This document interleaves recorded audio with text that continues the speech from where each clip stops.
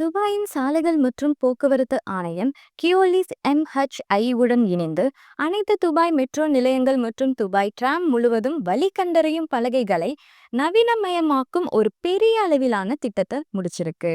இந்த முயற்சி red and green லைன்கள் இரண்டையும் உள்ளடக்கியது. தினசரி நெட்வொர்க்கை பயன்படுத்தும் ஆயிரக்கணக்கான பயணிகளுக்கு பயணத்தை எளிதாக, வேகமாக மற்றும் மிகவும் தடையற்றதாக மாற்ற வடிவமைக்கப்பட்டுள்ளதா ஆணையம் சொல்லுது. இது குறித்து RTAவின் ரயில் ஏஜென்சியின் ரயில் செயல்பாட்டு இயக்குனர் ஹசன் அல் முதாவா என்ன சொல்றார்னா, இந்த திட்டத்தின் ஒரு பகுதியாக சுமார் 9,000 வழி கண்டறியும் பலகைகள் நிறுவப்பட்டு மாற்றப்பட்டதாகவும் இதற்கு கிட்டத்தட்ட 11,000 வேலை நேரங்கள் தேவைப்பட்டதாகவும் சொல்றாரு. இது கீழே என்னென்ன மேம்பாடுகள்லாம் செஞ்சாங்க? வெளியேறும் பலகைகள். அதிக தெரிவு நிலைக்காக வெளியேறும் இடங்கள் இப்போது பிரகாசமான மஞ்சள் பெட்டிகளால் குறிக்கப்பட்டுள்ளன. Floor stickers and platform indicators. இவை பயணிகள் சரியான ரயில் பாதைகளை விரைவாக அடையாளம் காண உதவும்.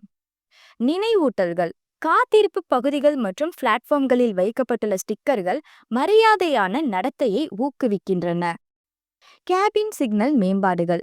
பெண்கள் மற்றும் குழந்தைகளுக்கான கேபின்கள் மற்றும் கோல்டு கிளாஸ் கேபின்கள் ஆகியவற்றிற்கு சிறப்பு கவனம் செலுத்தப்பட்டதாக சொல்றாங்க. மேலும் தரை அடையாளங்கள் தடிமனான பிங்க் மற்றும் கோல்டு பலகைகளால் மாற்றப்பட்டுள்ளன. தவறாக பயன்படுத்துவதை தடுக்கவும் இந்த நியமிக்கப்பட்ட பகுதிகளில் பயணிகளுக்கு வசதியை பராமரிக்கவும் தெளிவாக பெயரிடப்பட்டுள்ளன.